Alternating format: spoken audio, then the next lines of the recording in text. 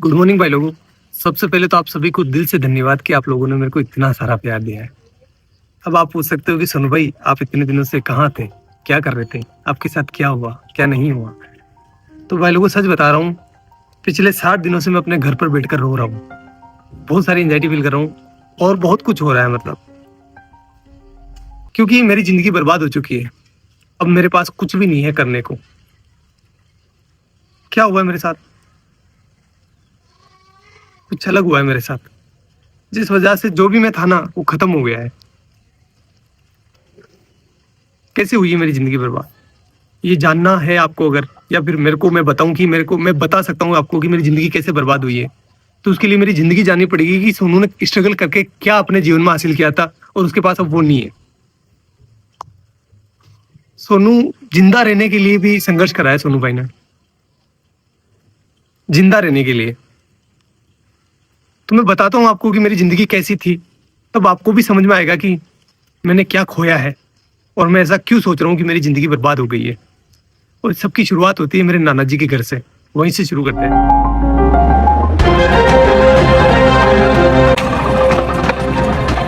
Guys ये है मेरे नाना नानी का घर, जहां पर मेरा जन्म हुआ था। चलो अंदर चलकर देखते हैं कौन कौन है। गाइस मम्मी है, मम्मी से बात करते हैं। डॉग जी मामी कैसे हो? बढ़िया, ठीक। क्या कर रहे हो? हाँ तैयार है, सब तैयार। तो कुछ ऐसा दिखता है नाना नानी का घर। मेरा जन्म हुआ था यहाँ पर। पहले आपको पता है कि ना हॉस्पिटल वगैरह नहीं जाते थे, मतलब बच्चे जो है वो घर पर ही हो जाते थे। तो मेरा भी जन्म ऐसे ही हुआ है। मामी हम यहाँ कौन से कमरे में रहते थे पहले, जब मैं छोटा था ना, बच्चा था तब? इस वाले में। ये है वो रूम जहां पर हम बचपन में रहा करते थे, ये वाला। देखो आप, ये देखो इधर इधर इधर इधर। इस वाले रूम में जो है भेड़ और बकरियों के बच्चे रहा करते थे, क्योंकि बाहर कुत्ते मार देते थे ना, इसलिए। और इस वाले पोर्शन में जो है मेरी बूढ़ी नानी, जो अब इस दुनिया में नहीं है, और मेरी मम्मी दोनों रहा करती थी। और यहीं पर हम जो है पले बड़े हुए। एक्चुअली में हुआ क्या था गाइस, यार वो एल्कोहलिक थे, थोड़ा सा उनकी हैबिट थी कि उनको नशा लग गया था। तो फिर वो हमारी टेक केयर नहीं कर पा रहे थे अच्छे से। तो नाना नानी ने ये रिस्पॉन्सिबिलिटी ली कि हम जो है इन बच्चों को पालेंगे, अदरवाइज इनका क्या होगा।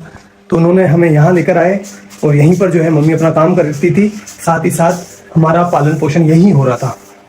तो मैं एक लाइन बोल सकता हूँ कि अगर मेरे नाना नानी नहीं होते ना, तो आज मैं या फिर मेरे बहन भाई हो सकता है कि इस दुनिया में नहीं होते। गाइस देखो नाना जी का गाँव कितना प्यारा है। खैर फिर वो टाइम आया जब हमें ये घर छोड़ना पड़ा, क्योंकि यार गाइस देखो नाना नानी कब तक पालेंगे, उनकी खुद की भी कोई जिम्मेदारी है, इसलिए फिर हमें यहाँ से जाना पड़ा। चलो अपन भी चलते हैं, लेकिन उससे आशीर्वाद ले लेते हैं। चलो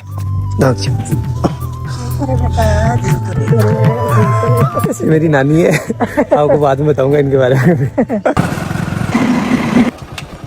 और अपने गांव आते ही हमें घरेलू परिस्थितियों के कारण अपने घर नहीं घुसने दिया गया, इसलिए हमने बड़े पापा की कोठी का चुनाव किया। म्याऊ म्याऊ।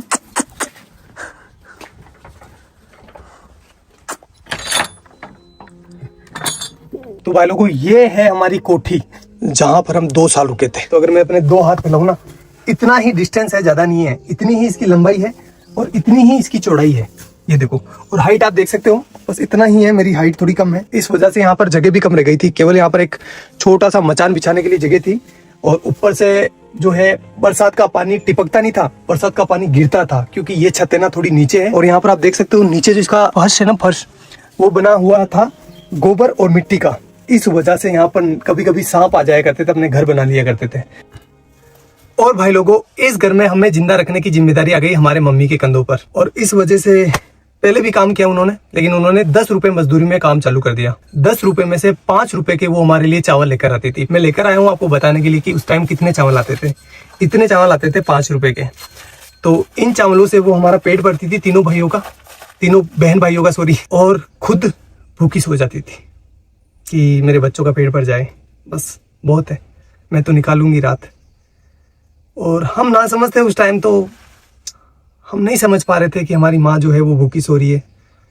हम तो बस अपना पेट भरने का ध्यान दे रहे थे। लेकिन मेरी मम्मी जो है उस टाइम बिना कुछ खाए भूखी सो रही थी। एक जो कटोरी होती है आटे की, उसको संभाल के रख रही थी कि जब बुरा टाइम आएगा तो मैं अपने बच्चों को खिलाऊंगी। खुद कुछ नहीं खा रही थी। एक टाइम खाना खाती थी पूरे दिन में वो, और कंटिन्यूस काम कर रही थी वो।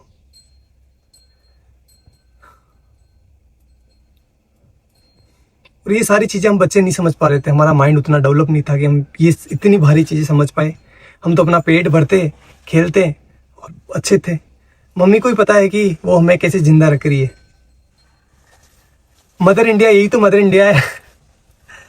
सारे दुख खुद रख लेती है और अपने बच्चों तक किसी भी प्रकार की प्रॉब्लम्स नहीं पहुंचने देती है।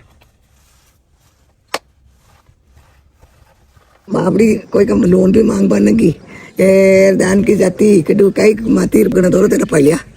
हाँ तेरा गणा दौरा पड़िया रे भाई थारी मात तो सब्जी बेचती, लेडीज राती, भाई दौड़ाती, तेन खुआती, बाबू की रहती, भाई मार ससुरी भूखा। तना दूध पायो, तेन रोटी खुआई, गनी दोरी कमक मारा, तमात का दान की जाती, हाँ ते भरा का केवन के ते बली दूध ने भरे क्यों, मैं ते दिए किसको केव, गणा दौरा पहले तो बा। और भाई लोगों, इस वाली छत की ना एक स्पेशल कहानी बताता हूँ मैं आपको। पर मैं, मेरा भाई और मेरी बहन बैठे थे शाम को, और हम राह देख रहे थे कि हमारे लिए कोई खाना लेकर आएगा, क्योंकि हमारी मम्मी जो थी वो गांव चली गई थी किसी कारणवश, तो हमारे लिए खाना नहीं बना था उस टाइम। कोई भी खाना लेकर नहीं आया और हम तीनों बहन भाई भूखे ही सोए। यही जगह थी वो, सेम टू सेम। एक बात बताऊँ आपको, जब आप भूखे होते हैं ना तो आपको अच्छे से नींद नहीं आती। देख लेना एक बार। चलो मैं आपको अपनी बहन से मिलवाता हूँ। अगर भाई नहीं होता अपना तो अपन आज क्या होते हैं, कहाँ पर होते हैं? कुछ भी नहीं होते हैं, कुछ भी वजूद नहीं होता हमारा। जिंदा होते? नहीं नहीं। भाई ने क्या किया अपने लिए? बहुत मेहनत की, बहुत हमें शिक्षक किया, बड़े भाई ने हमें सब कुछ सिखाया, सब कुछ दिया। गाइस बात है 2008 की, जब मेरा बड़ा वाला भाई इस पीछे वाले स्कूल में पढ़ाई करता था। उस टाइम हुआ क्या था, कुछ शरारती बच्चों ने स्कूल की घंटी जो बेल होती है उसको छुपा लिया था, और उसका सारा इल्जाम मेरे भाई पर लग गया। भाई को स्कूल से सस्पेंड कर दिया गया। देन हमने जैसे तैसे कर करा के भाई का एडमिशन जो है वो बाहर की स्कूल में करवा दिया, जहाँ पर वो कुछ किराया देकर स्कूल चला जाता था। 2 रुपए लगते थे शायद उस टाइम किराए के, या 1 रुपया लगता था, आई डोंट नो फुली। फिर कुछ समय बीता, उसके बाद मैंने और मेरी बहन ने 5वीं क्लास पास कर ली, और हम जब 6ठी क्लास में यहाँ पर एडमिशन लेने आए तो हमें बोला गया कि आपके भाई ने जो घंटी छुपाई थी उसको जो है आपको भरना पड़ेगा, अदरवाइज आपका एडमिशन नहीं होगा। तो उस टाइम 350 रुपये, 360 रुपये जो है उस घंटी के देने थे। 1 महीने से ज़्यादा टाइम लग गया 360 रुपये का जुगाड़ करते करते, इसलिए उस साल हमारा एडमिशन नहीं हो पाया और यहाँ पर जो है एडमिशन बंद हो गए। अब घर वाले हमें किराया देकर किसी दूसरी स्कूल नहीं भेज सकते थे, क्योंकि वो अफोर्ड नहीं कर पाते उस टाइम, और हम छोटे बच्चे थे तो किसी दूसरे गांव भी स्कूल नहीं जा पाते, क्योंकि दूर था ना। हमारा गांव काफ़ी बड़ा है, तो हम दूसरी जगह अगर जाएंगे ना तो हमें कम से कम 3-4 किलोमीटर जो है पैदल चलना पड़ेगा। तो छोटे बच्चे थे तो नहीं हो पाया वो सारी चीज़, और हमारा 1 साल पूरा बर्बाद हो गया। फिर मेरे बड़े वाले भाई ने एक भारी डिसीजन ले लिया, और उसने अपनी सारी पढ़ाई छोड़कर, अपनी सारी ज़िंदगी दांव पर लगाकर मेरी और मेरे बहन के लिए काम चालू कर दिया। उसने फर्स्ट काम चालू करा मंडी में, जो सब्जी मंडी होती है ना, वहाँ पर। गाइस मैं हूँ अभी उस सब्जी मंडी के अंदर, जहाँ से मेरा भाई सब्जी खरीदता था। 15-20 किलो वजन को अपने सर पर रखकर मेरा गांव, जो कि यहाँ से 20-25 किलोमीटर दूर है, वहाँ पर लेकर जाता था। वो सब्जी, वो फल फ्रूट बेचता था, जिससे कि कुछ पैसा आए और वो अपने बहन भाइयों का पेट भर सके, अपनी माँ के सर पर जो बच्चों का पालने का भार था उसको कम कर सके। और ये वो काम कर रहा था जब उसकी उम्र है ना 16 साल थी। वो बाल श्रम कर रहा था। क्यों? क्योंकि अपने बहन भाइयों को जिंदा रख सके और उनको अच्छी एजुकेशन दे सके। घर में कई सामान नहीं रहा तो दोनी मन भाई सब्जी ले जाता, मैं दोनी जेर बेच जाता। ये वो चौराया है जहाँ पर मेरा भाई सब्जी लेकर उतरता था और उसे एक एक घर बेचने जाता था। चलो मैं आपको दिखाता हूँ कि वो इतना सारा वजन लेकर कितना पैदल चलता था।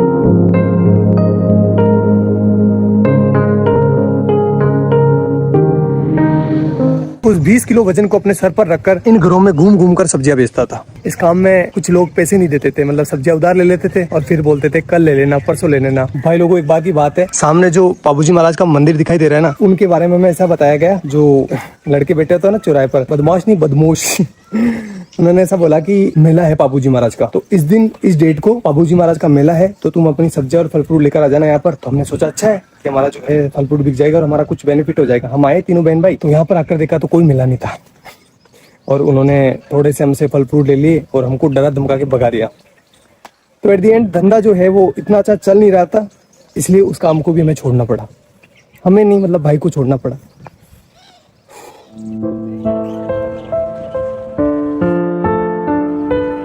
और गाइस फिर मेरे भाई ने खिलौनों की दुकान पर काम चालू कर दिया, जहां पर उनकी सैलरी थी 50 रुपए पर डे, यानी 1500 रुपए पर मंथ। 1 महीने बाद जब भाई की सैलरी आई तो उसने लगभग आधा भाग यानी 700 रुपए के आसपास मेरे और मेरी बहन के लिए बुक्स लेने में खर्च कर दिया, जबकि खुद काम पर फटे हुए कपड़े पहनकर जा रहा था। वो चाहता तो अपने लिए कपड़े ले सकता था ना, लेकिन नहीं लिए उसने। लेकिन हम खुश थे। क्यों खुश थे? क्योंकि पहली बार रजिस्टर आया था, पहली बार हेल्प बुक आई थी। अब हमारे भी अच्छे दोस्त बनेंगे। यार बुक्स अच्छी आती है तो दोस्त आते ही है ना, भाई तेरी हेल्प बुक दे दे। तो हमारा कॉन्फिडेंस है ना सीधा आसमान चला गया।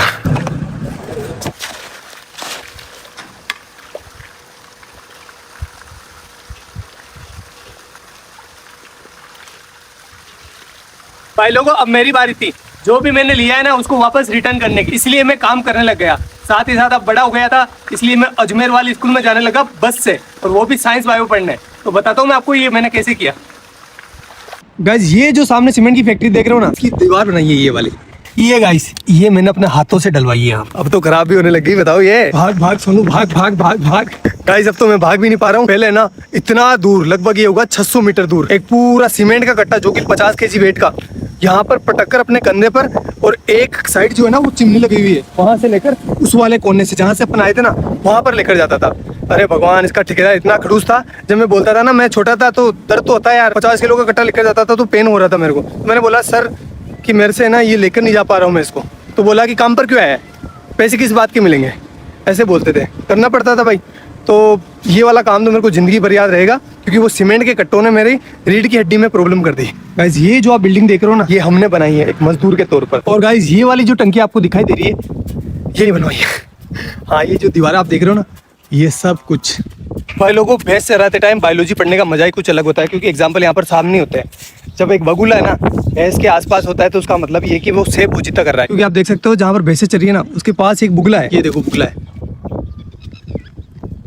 क्योंकि जब भैंस चारा खाती है ना तो चारा हिलने की वजह से उसके अंदर जो कीड़े होते हैं वो बाहर निकल जाते हैं, और ये बुगला उनको खाकर पेट भर लेता है। ये दो जीवों का एक संबंध है जिसमें एक को कोई भी घाटा नहीं होता और दूसरे को फायदा हो जाता है। प्रेरित धाराओं से उत्पन्न होने वाले चुंबकीय क्षेत्र का मान सदैव इस प्रकार होता है कि वो उन कारणों का विरोध करता है जिसके कारण इसकी स्वयं की उत्पत्ति हुई है। अरे डब डब डब।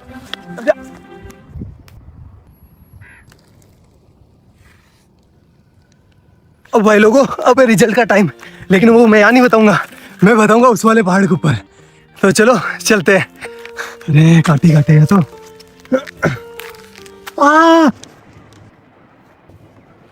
अब भाई लोगों, मेरा आ गया 12th का रिजल्ट। परसेंटेज तो कम ही बना है, फिर भी मैं आपको बता देता हूँ। ये देखो 77%, जिसमें से केमिस्ट्री में आए 93 डिक्टेशन और फिजिक्स में आए हैं 87 डिक्टेशन। भाई लोगों, ये मेरे परसेंटेज नहीं है, ये लेकर आया मेरे जीवन में कॉन्फिडेंस। अभी तक भी मेरे जीवन में कोई हार्ड काम आता है ना तो मेरे को अंदर से आवाज़ आती है कि तू कर लेगा, डर मत, तू कर लेगा। लेकिन इस बार है ना, मेरे को सोनू का सूरज डूबता हुआ दिखाई दे रहा है।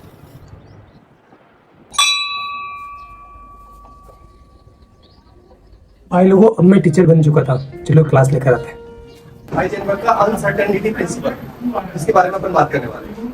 ठीक है, चलो बताओ कहाँ पर जाकर गिरेगा। कि जब एक मार्कर मेरे हाथ से निकला ना तो ऑटोमेटिकली आपकी नजर जो है मार्कर के ऊपर होती हुई आपको पता चल गया कि मार्कर कहाँ जा रहा है, इसकी पोजीशन पहले ये कहाँ पर है वो पता है, और इसकी स्पीड पता है, और ये किस डायरेक्शन में जा रहा है पता है। तो अपन इसका पाथ डिसाइड कर सकते हैं। एक इलेक्ट्रॉन को ये वरदान दिया है भगवान ने, साथ रखा, जा बेटा जा, इस दुनिया में जा, और तेरी है ना कोई इंसान एक टाइम पर ना तो तेरी पोजीशन मतलब दोनों को एक साथ पता नहीं कर सकता। फिर ऐसे करते करते मैं टीचर बन गया, और मेरे पास बहुत काम था। 3-4 कोचिंग ऑफलाइन जाता था, 1-2 ऑनलाइन थी, मतलब मस्त। और जो भी चीज़ें मैंने अपने परिवार के लिए सोची थी, भाई के लिए, मम्मी के लिए, वो मैं कर रहा था अच्छे से, कोई दिक्कत नहीं थी। उसी टाइम मेरे पास आया भैया का कॉल, सीधा टीम से भैया का कॉल। इतना खुश हो गया था मैं यार, भैया का, इतने बड़े आदमी का कॉल डायरेक्ट आया था मेरे पास। तो फिर भैया का कॉल आया और भैया ने बोला मेरे को, सोनू यार हमारे यहाँ पर है ना एक साइंस की लड़के की डिमांड है, तो तू आ सकता है क्या। मैंने बोला ठीक है भैया, मैं कर लूँगा, कोई दिक्कत नहीं है। तो फिर मैंने वहाँ पर मतलब ऑफिस में पार्ट टाइम जॉब चालू कर दिया। 2-3 घंटे के लिए जाता था, केमिस्ट्री से रिलेटेड और फिजिक्स से रिलेटेड, मतलब ऑल ओवर साइंस का काम मैं संभालने लगा। और ऐसे करते करते करते करते 2 महीने निकले। 2 महीने के बाद भैया ने आगे से बोला मेरे को कि सोनू तो ऐसा कर, फुल डे ज्वाइन कर ले, सारा दिन काम कर और पॉसिबल है तो कर ले। घर वालों से बात करी, घर वालों ने, मेरे बड़े वाले भाई से मैंने पूछा तो उसने कहा कि यार देख तू ज्वाइन कर ले, कोई दिक्कत नहीं, अपने ही गाँव के तो कोई प्रॉब्लम नहीं होगी। मैंने कहा ठीक है कर लेता हूँ, इसमें क्या दिक्कत है, आपने बोल दिया तो वो सब आपसे आगे क्या है, कोई नहीं, कुछ नहीं है। ऐसा करके मैंने टीम को ज्वाइन कर लिया और फिर मेरा अच्छा शानदार टाइम आया। मैं बहुत अच्छा काम कर रहा था सभी चीज़ों में। मतलब पहले मैं साइंस से जुड़ा था, लेकिन अब मैं जो है ना वीडियो का एडिशन हो गया और भी बहुत सारी चीज़ें हो गई। कैमरा के पीछे बहुत सारी चीज़ें चलती है ना, मतलब पत्थर उठाना खड्डे खोदना, सारे काम जो भी हो सकता है सब कुछ कर रहा था। Everything I can do, I do that. Best चल रहा था, कोई प्रॉब्लम नहीं थी, अच्छी चीज़ें हो रही थी, शानदार, हर एक चीज़ में शानदार एफर्ट लगा रहा था। जो मतलब एक वीडियो आपको लगता है कि बहुत ईजी होता है, लेकिन ईजी नहीं होता, बहुत हार्ड काम है एक वीडियो को बनाना। जैसे एग्जांपल के तौर पर मैं बोलूँ तो जो बनाना है ना, बनाना से पोटेशियम निकाला था, आपको याद होगा, वो 20-23 मिनट की वीडियो थी, अच्छी भी चली थी वो वीडियो। उस वीडियो को मैं संभाल रहा था पीछे, उसका सारा केमिस्ट्री मैं संभाल रहा था। उस वीडियो को गाइस शूट करते करते 2 से 3 महीने निकल गए, इतना एफर्ट लगाया इस पर, और वो वीडियो चली भी सही, आपका प्यार भी दिखा उसमें। तो ये तो एक एग्जांपल है, बाकी बहुत सारे काम किए, जैसे डायमंड वाला, और भी बहुत सारे साइंस के सारे प्रोजेक्ट थे ना, वो मैं हैंडल करता था बिहाइंड द कैमरा, और चीज़ें अच्छी चल रही थी, मतलब कोई दिक्कत नहीं था, सब कुछ शानदार था। मैं सारे कंपनी के रूल एंड रेगुलेशंस फॉलो कर रहा था, मेरी अटेंडेंस की भी कमी नहीं थी, हर एक चीज़ बेस्ट थी। और मैं भैया की इतनी रेस्पेक्ट करता हूँ, आज भी करता हूँ, कि भैया के सामने कभी ऐसा टाइम था मैं चेयर पर नहीं बैठता था। मतलब मुझे लगता था कि नहीं, मेरी औकात नहीं इनके बराबर बैठने की। और आज तक मैं उनसे हैंडशेक नहीं करता। जब भी वो कुछ अच्छी चीज़ करते ना तो वो हैंडशेक करते थे, मैंने मतलब मेरा ऐसा था कि नहीं यार, भैया से हैंडशेक कैसे कर सकते हैं अपन। मैं उनके पैर छूता था, इतनी इस लेवल पर रेस्पेक्ट कर रहा था मैं। सब कुछ चीज़ें शानदार चल रही थी, कोई भी प्रॉब्लम नहीं थी किसी भी प्रकार से। अभी 2-3 महीने पहले ही मेरे साथ कुछ ऐसा हुआ कि मैं आपको अभी तो आपको बता नहीं सकता। मैं पता नहीं कौन सी ज़िंदगी से निकल के आया हूँ, मेरे ये दिन कैसे निकले हैं मैं ही जानता हूँ। वो तो आप लोगों का प्यार है और घर वालों का प्यार है, लेकिन मैं एक बहुत हार्ड टाइम से निकला हूँ। तो मैं कुछ बोलकर क्योंकि मेरी मेंटल हेल्थ और मेरी इमोशनल हेल्थ दोनों ही ठीक नहीं अभी, मैं और इसको ख़राब नहीं करना चाहता। और अब जो है मेरी ज़िंदगी ख़राब हो गई है, बर्बाद हो गई है पूरी। ना तो मैं टीचिंग का रहा, ना मैं यूट्यूब का रहा। और सच बता रहा हूँ भाई लोगों, कुछ लोगों के मन में कुछ भी आ सकता है, लेकिन मैंने किसी को धोखा नहीं दिया है। मैंने सिर्फ एक बार मौत को धोखा दिया था, जब मेरे को पानी में फेंक दिया गया था, छोटा था तब। तो उस टाइम मैं मरने से बचा था, बड़े वाले भाई ने बचाया था मेरे को। तो उस टाइम मौत को धोखा दिया है मैंने। बाकी मेरी ज़िंदगी में मैं किसी को सोच भी नहीं सकता। मतलब मेरी ज़िंदगी ख़राब हो गई है, पूरी बर्बाद हो गई है, मैं कहीं का ना रहा। लेकिन घर वालों को वो चीज़ें नहीं दिखा सकता मैं, वो मेरी वजह से परेशान हो रहे थे। और आगे से मैं रहूँगा भी नहीं, ना तो आपके सामने रहूँगा, ना घर वालों के सामने रहूँगा। और साल भर तक मैं ट्राई करूँगा, अगर मेरे से ये हो जाता तो ठीक, अदरवाइज़ मैं जो है वापस अपने एजुकेशन फील्ड में चला जाऊँगा। और साथ ही जो है अपनी एजुकेशन को भी सुधारूँगा। और साथ ही ये करके देखना पड़ेगा, सिचुएशन ऐसी हो गई है कि मेरे को करना पड़ेगा, क्योंकि मैं क्या करूँगा आप। और आगे आने वाले टाइम में बताऊँगा मैं आपको कि मेरे साथ क्या हुआ है, लेकिन अभी मेरे को माफ़ करना, मैं नहीं बता सकता। मैं वापस वो डार्क टाइम नहीं देखना चाहता। आगे जाकर बताऊँगा, मैं पक्का बताऊँगा, लेकिन अभी नहीं। हाथ जोड़कर रिक्वेस्ट है।